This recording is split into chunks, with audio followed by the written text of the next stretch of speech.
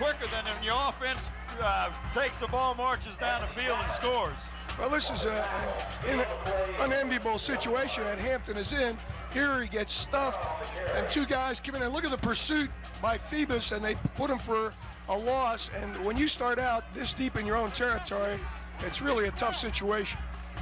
Actually, he was able to, through a good second effort, pick up 1 yard on the play. Now Sean Hamlet gets the pitch and tries to turn the right corner. He gets up to the 17 before he steps out of bounds.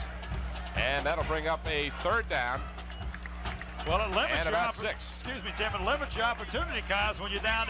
You don't want to put that ball up in the air. If you get yourself a couple of first downs and get out of that end zone that's in your back pocket. Unless you're Bethel. That extra voice you hear in your television set tonight is Coach Dennis Kozlowski of the Bethel Bruins. If you just joined us late, the Phantoms have recorded a 37-yard field goal after a turnover, an interception by Thomas Bailey of the Phantoms, and they were able to capitalize to take a 3-0 lead. We're just into the second quarter. Draw play to Sean Hamlet. The play diagnosed very well by the Phantoms. He's tripped up as he gets to the 20-yard line, and it'll be a 4th down and a kicking situation for the Crabbers. Well, this was an excellent call by Coach Smith and the staff. 3rd down and about 7 yards, and it was blocked well, but that defensive back, he eludes 89, he eludes this man here, but here comes a halfback up, number 3, puts an excellent, number 6 did an excellent job making that tackle in the open field. That's Tom Bailey again. High snap is fielded by Stein. He gets the kick away. It's an end-over-end kick, and it takes a definite Hampton roll all the way down inside of the 40-yard line of the Phantoms, and that's where it'll be whistled dead by the officials. But again, the Phantoms will have good field position, something the Crabbers did not have after that last exchange. Well, they have not had good field position tonight. Well, they had it on that first series. The pass interception, of course, stopped that drive very quickly.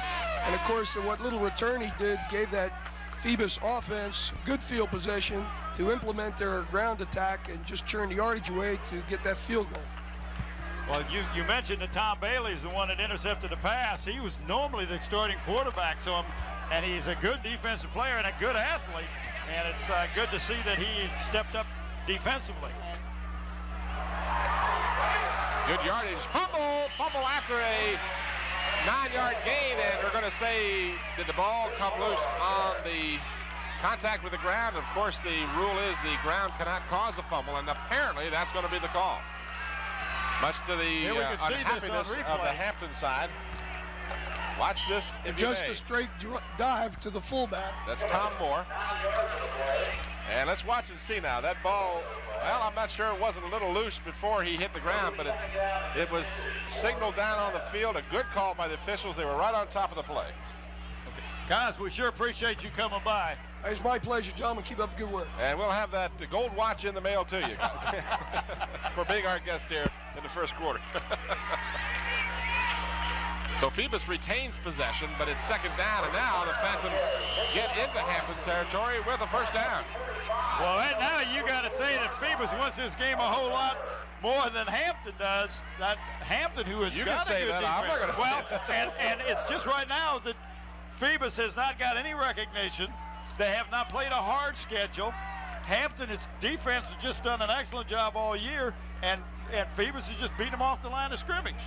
And I know they're going to make some adjustments, but they're going to have to do something because Phoebus is not throwing the ball. They're running it right down their throats. 44-yard line is the mark for the ball. 1st down. Tom Moore down close to the 40. Pickup of about 4 more. And the Phantoms have yet to throw the ball. As I mentioned earlier, they've only thrown the ball a total of 19 times all season.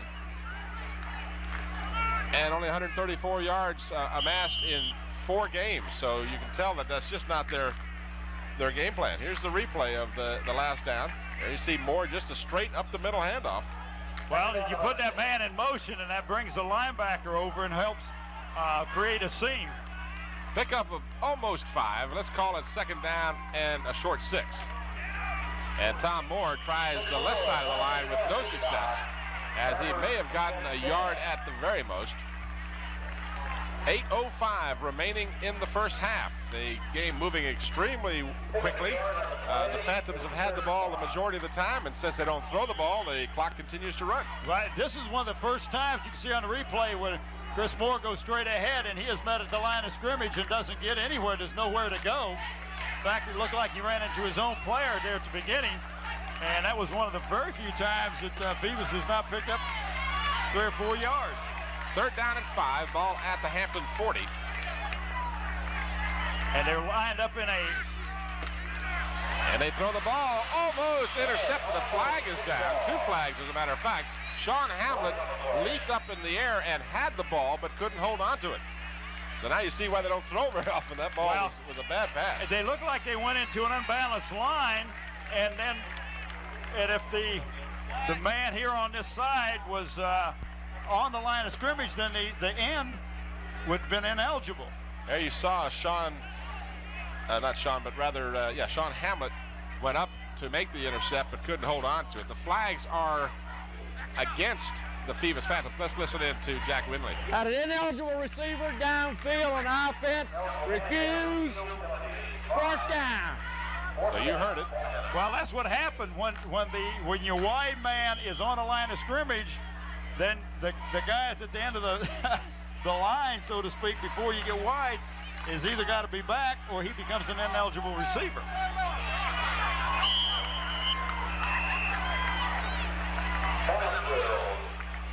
And now the Phantoms are going to call a timeout. And that's their 2nd timeout. They need to discuss this a little bit and make sure they've got the right game plan in mind. This gives us an opportunity to make you aware of the fact that our statistics for tonight's game, besides those most generously provided to us by the Daily Press, but our game statistics will be compiled by Gary Moore and Computerland.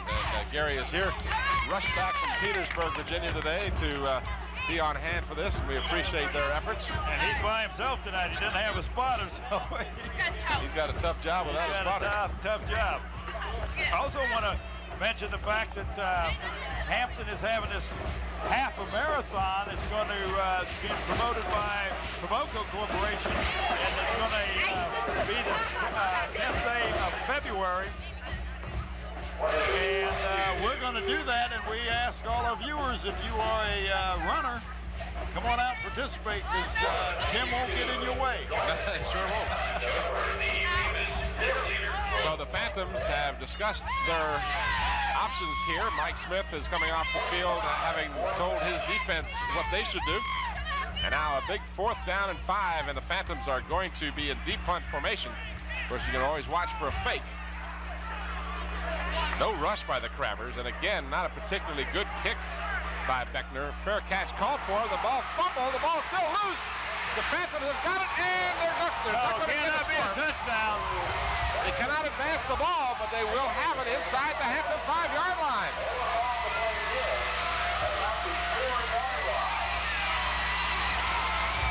So the Crabbers uncharacteristically fumbled the... And that was Thomas Bailey that ended up with the ball, and he's mad. He wanted a touchdown. But you're right, the kicking team cannot advance the ball. Hampton is just making too many mistakes tonight. Well, it's early, but they have definitely got the Crabbers backed up.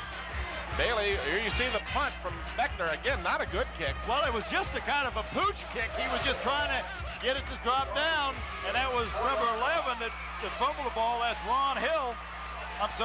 Terry Connor. Maurice Turner gets the call, struggling to the 2-yard line. So the Phantoms, leading 3-0, have another break here as they have recovered a fumble at the 3-yard line. Tom Bailey has recovered both the fumble and the interception. 2 turnovers, very uncharacteristic of the Hampton team. And another thing is Hampton is yet to register a 1st down, and we're gone a quarter and a half. 2nd and goal at the 1. This is Chris Moore, and he will not get in. You know that Hampton defense is geared up to keep him out if they can. Well, they really get tough when you get inside the 10-yard line, and we've seen this year after year after year. They'll sometimes will let you get close, but won't let you cross the goal line. But that ball is very close. It looks like it's right at about the 1 yard line or 1 foot line. Third down and goal. Eckner keeps it. Still no signal. And now they are signaling a touchdown for the Phantoms. That was a late signal coming, but the officials wanted to make sure.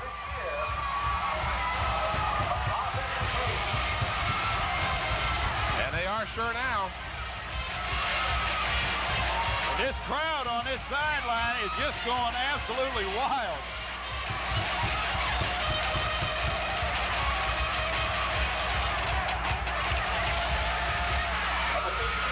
So Beckner gets the touchdown. Jensen will be on to try the extra point. The Phantoms leading 9-0. The extra point is good.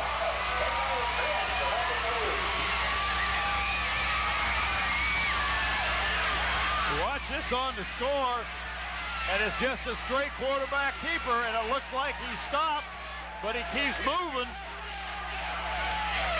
And it's impossible to see whether it was he got across or not from our angle, but the official was right there and called it good.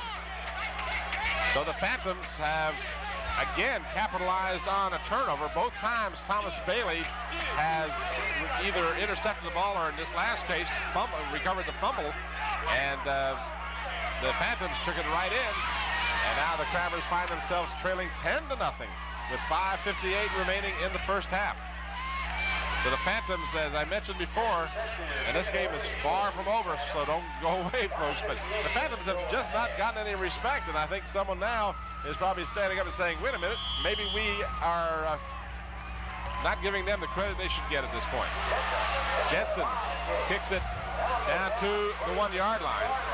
This is Sheldon Snow out across the 30 to the 31.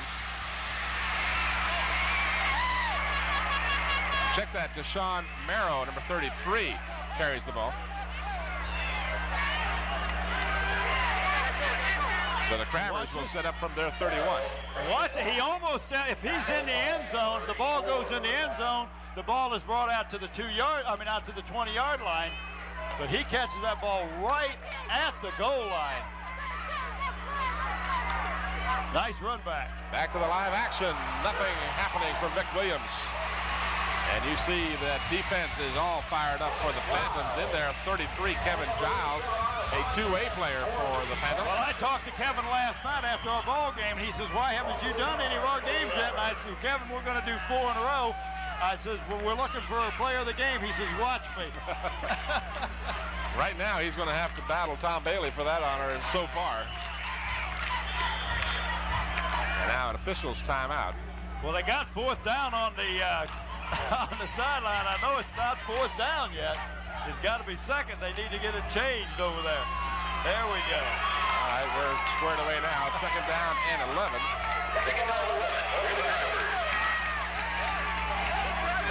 Crabbers out of the eye. Brown fakes, wants to throw. Going to throw long. He's got John Stein behind the defense, and Stein comes up with a pass at the 23-yard line. Well, that was an excellent play by John Stein, because that ball was a little bit underthrown, but he kept his eye on the ball and got between the receiver and the ball. What a nice catch and a nice pass by Fred Brown. Boy, he really did throw that ball a long ways, too. Right on the money. As you said, though, Stein did have to come back a little bit for it, but he did a super job of making the catch and the first down at the 24-yard line. We'll get a chance to see this one again. Brown fakes short and then just throws that thing as far as he can. And Stein does a great job here. Of course, he's looking back and the defender isn't. And Stein knew that the ball was about to get there. And we've got an early whistle here as they're going to rule the player was down in the grasp. Sean Hamlet said, wait a minute. I think that was a quick whistle. Yeah, I'm not a quarterback. Give me a chance to break a few tackles here. So the loss on the play. And here's the replay again of John Stein and the catch. Just a super concentration on Stein. Look at him leap in the air and pull that ball in. I mean, he, look at that, just went up for it and was didn't care what happened to him as long as he made the catch. Well, number 27 was, and that's T.J. Carrington. I'm sorry, it's Anthony Chapman. Did not do a bad job defensively, just didn't turn around. Stacked up, nothing happening. It's hard to tell what happened. It looked like there was a busted play. And I still haven't been able to figure out who had the ball. We've had 2 plays and 2 losses. So the only thing that has clicked so far for the Crabbers was the long bomb. Well, that was going to be a pass play, and I think there was the center and the quarterback just didn't get the ball. At the same time, the line was firing off. I don't know exactly what happened, but they lost a couple yards on that play. 3rd down and about 17. This is Sean Hammett to the short side of the field, and he does get just not much at all. He is going to be well short of the 1st down. It'll be 4th for the Crabbers. A stunned Hampton side of the field silently watching. 3:05 remaining in the 1st half. And the Phantoms, as you watch the replay here, the pitch goes to Sean Hammett. He's got Deshaun Morrow blocking for him, but he didn't get much. There wasn't much there to get. Well, and he's running on the short side of the field. He doesn't have a lot of room either. They kind of just run him out of bounds. 4th down and 12. The Crabbers are going for it. Brown back to pass. Gets away from some pressure. Now throws in the end zone. It's short and incomplete. So the ball was thrown short. The intended receiver was Wayne Spencer, number 80. But the ball was too short for him to get. Bailey was over there along with Chad Hopkins. Well, I was impressed that the ball got that close to the receiver because Fred Brown was run out of the pocket, was feeling a lot of pressure. As we can see on the replay, he gets a lot of pressure here from number 22, and that's Maurice Turner.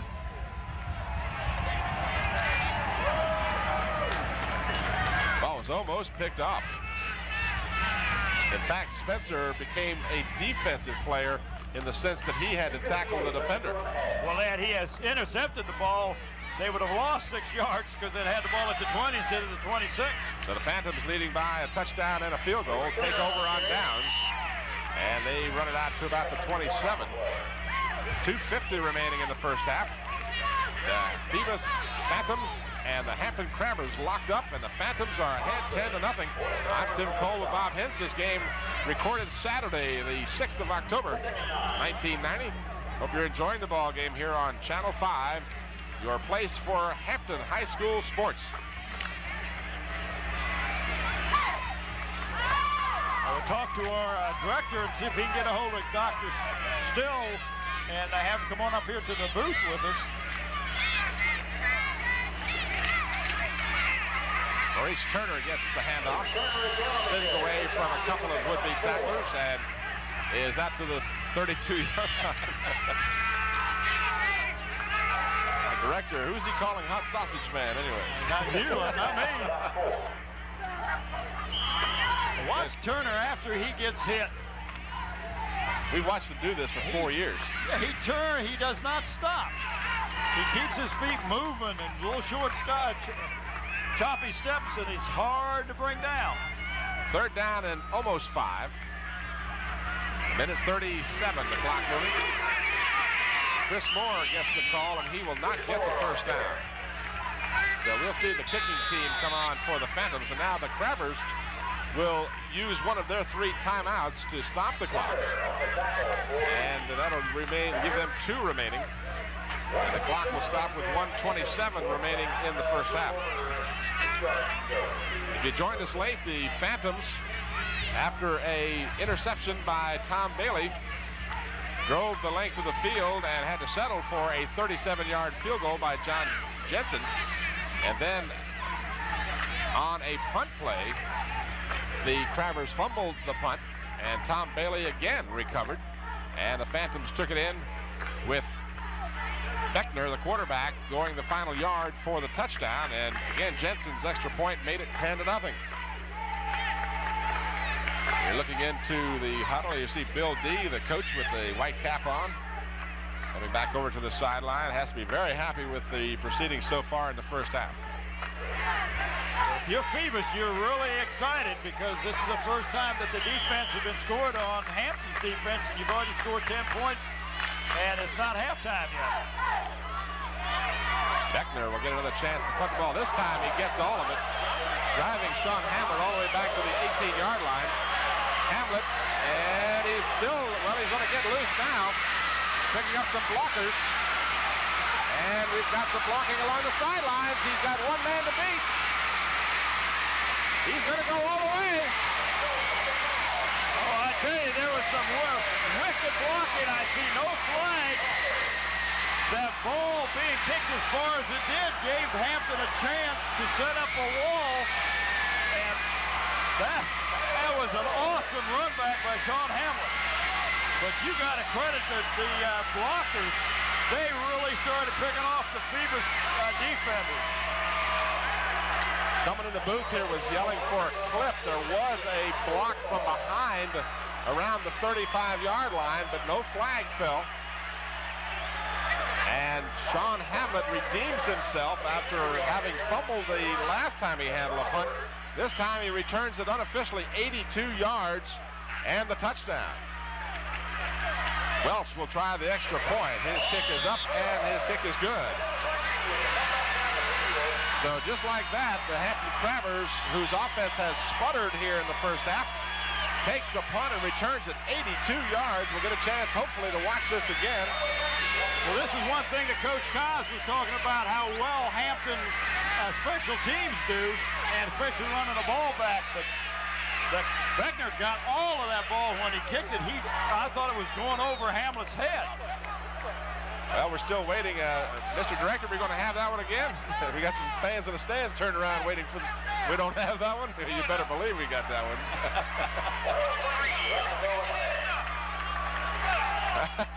Don't do that to me, Scotty.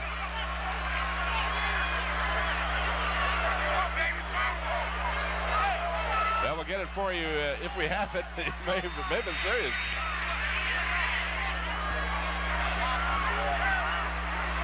Crabbers, just like that, have narrowed the score to a 3-point difference.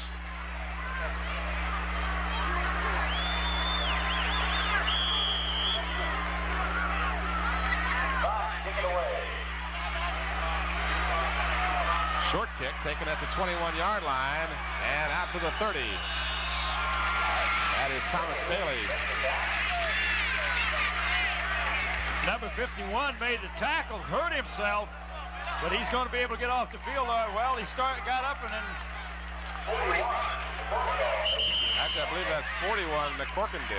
Yes, it is. I'm sorry. I thought it was 51, but it is 41. Yeah, he is shaken up, and he'll be attended to. And that's Diane Limerick, the Hampton trainer out there, as along comes some of the other coaches. And it looks like Coach Albus Mann is one of the coaches, and Danny Mitchell. And that's exactly who it is. Pretty scary. It was exactly 59 seconds remaining in the first half of last night's game when Rodney Bowens was hurt and had to be taken to the hospital. But we're happy to say that he is doing better, and we're also very happy to tell you that McCorkindale is up and going off the field under his own steam. So we have good news for you there. The Phantoms will start from their 30-yard line, leading by the score of 10-7. Crabbers will undoubtedly get an emotional lift from that big return of the punt by Sean Hamlet. Flags are down. Yeah, it just looks like it may have been something in the backfield on the line of scrimmage from where that flag was thrown. Chris Moore carried for about 9 yards. Illegal shift is going to be the call against the Phantoms. I didn't catch it, but here we see the tail end of it. So the 9-yard gain will be wiped out by the penalty. Clock stops with just 40 seconds remaining in the first half.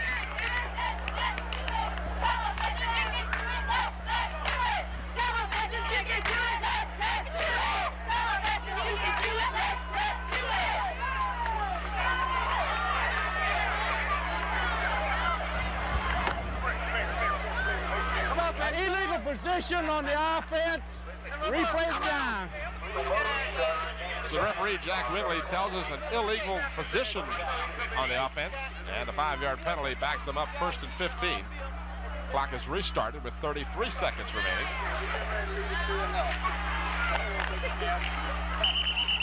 It's taken 2 or 3 people to bring down number 33, Kevin Giles, and again, he is there's not a weak runner in those 3 runners.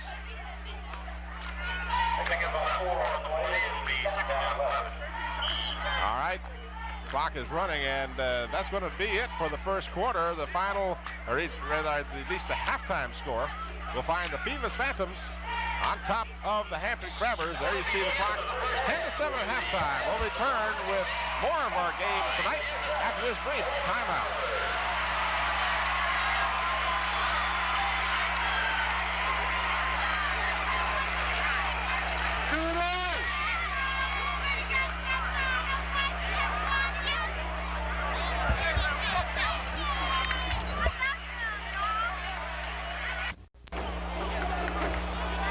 There you see the Phoebus Phantom team back on the field just before the start of the second half. Tim Cole with Bob Hintz in what has to be a surprise to most of our viewers. The Phantoms of Phoebus 10, the Hampton Crabbers 7 at halftime, and the statistics really bear out how Phoebus dominated the first half.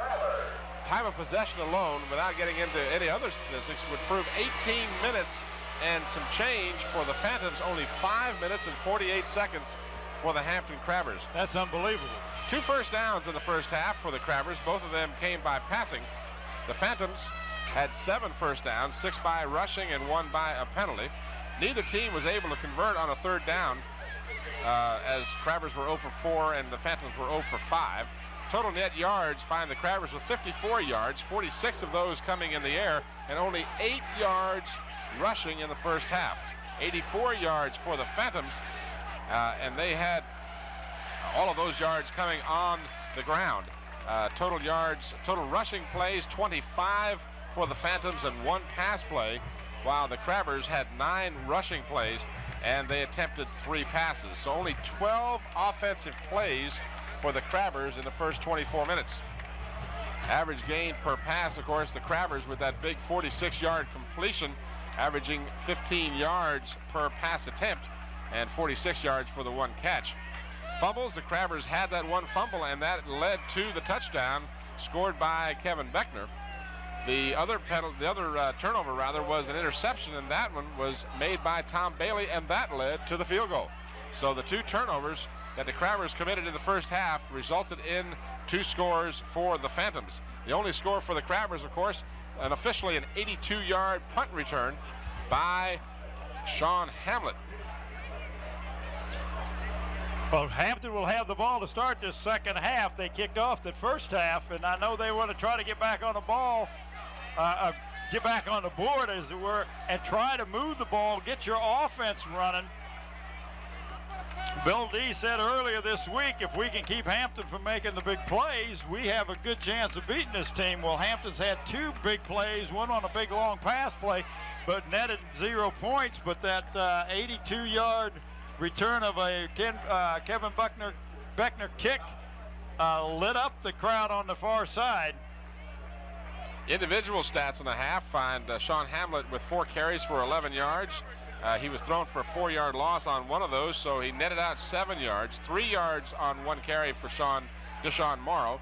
Vic Williams carried 3 times, and he only ended up in 1 yard net. And Alex Brown ran once, and that was for a 3-yard loss. On the other side for the Phantoms, Turner carried 9 times for 38 yards. None of the Phantoms, by the way, was thrown for a loss in the first half. Moore carried 6 times for 23 yards. Beckner 6 times for 16 yards. 4 yards on 3 carries for Giles, and that rounds out the individual statistics. Again, compliments of Gary Moore and the fine folks over at Computerland. The Phantoms kick off to start the second half. The ball is fielded by Cassels at the 5-yard line. This is Tarek Cassels out to the 17, where he is snowed under by no less than 5 Phoebus Phantoms. Well, he didn't get back to the 20-yard line, and if you could keep the other team inside that 20 on a kick return, your special teams are doing what you want them to do.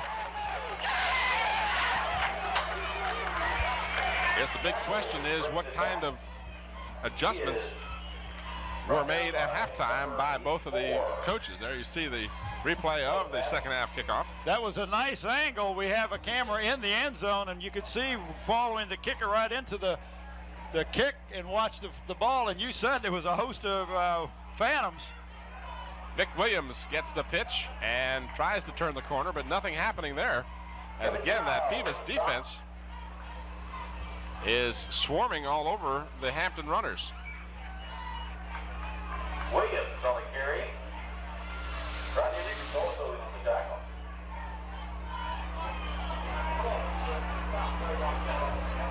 Second down, about 10. No gain on the play. Second down and 10 for the Crabbers.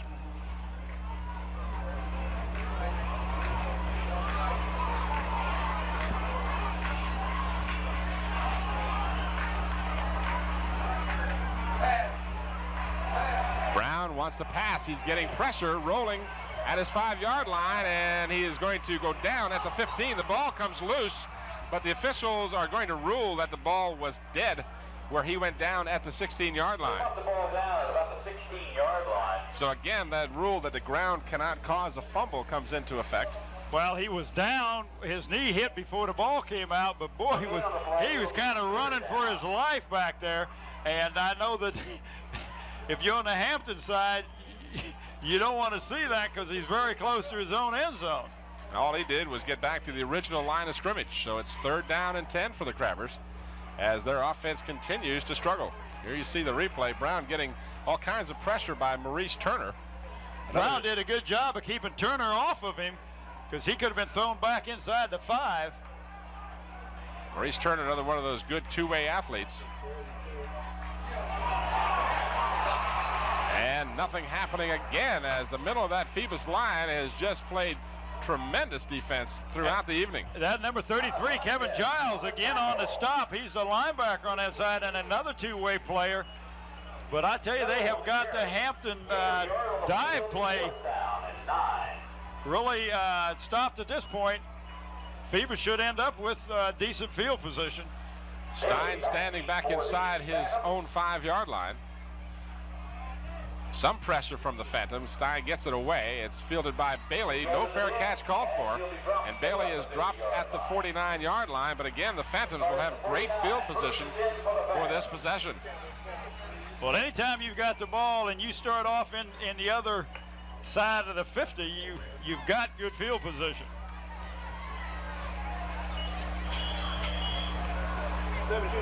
The Phantoms, of course, beat Manor to open the season 15-0. Then they whipped Gloucester 30-7.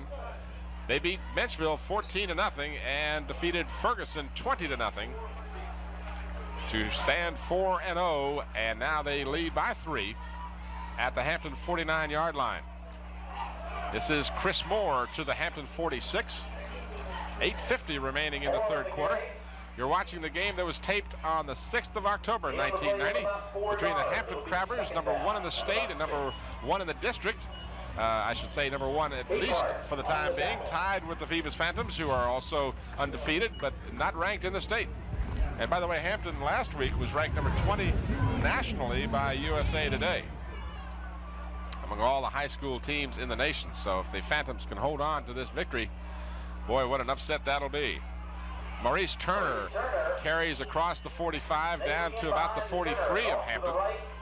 Well, Phoebus is doing the same thing that they did the first half. Is they're just popping that ball, but they're using a different runner. You don't know which runner is going to have the ball. You've got 4 potential ball carriers in that triple option. Giles and Moore and Turner in the backfield, and then of course Beckner can keep the ball. Third down for the Phantoms, third down and 4. They need to get the ball to the 39 of Hampton. And they do. They get the first down.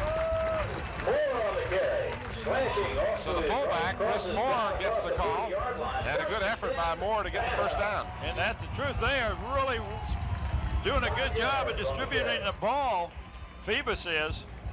Here's your replay. Give credit to that offensive line of the Phantoms because they are doing an excellent job in creating the appropriate holes and the blocking schemes for their running backs. The offensive line has done a super job of handling that defensive line of Hampton. First down. And again, Chris Moore gets the call. Moore off the right side. And he is down across the 35-yard line. Actually, they'll mark it right at the 35. Capehart on the tackle. Pickup of 3, 2nd down and 7 for the Phantoms. Clock continues to move almost halfway through the third quarter. And boy, the statistic from the first half that was most amazing was that the Phantoms had it 18 minutes and 12 seconds, while the Crabbers only 5 minutes and 48 seconds. And if you'd have said that at the beginning of the game, you would have got a lot of people looking at you like you were kind of strange. Flag down as Beckner on the quarterback option. Well, now where that flag came in, excuse me, Tim, could very well be holding that came in at the line of scrimmage.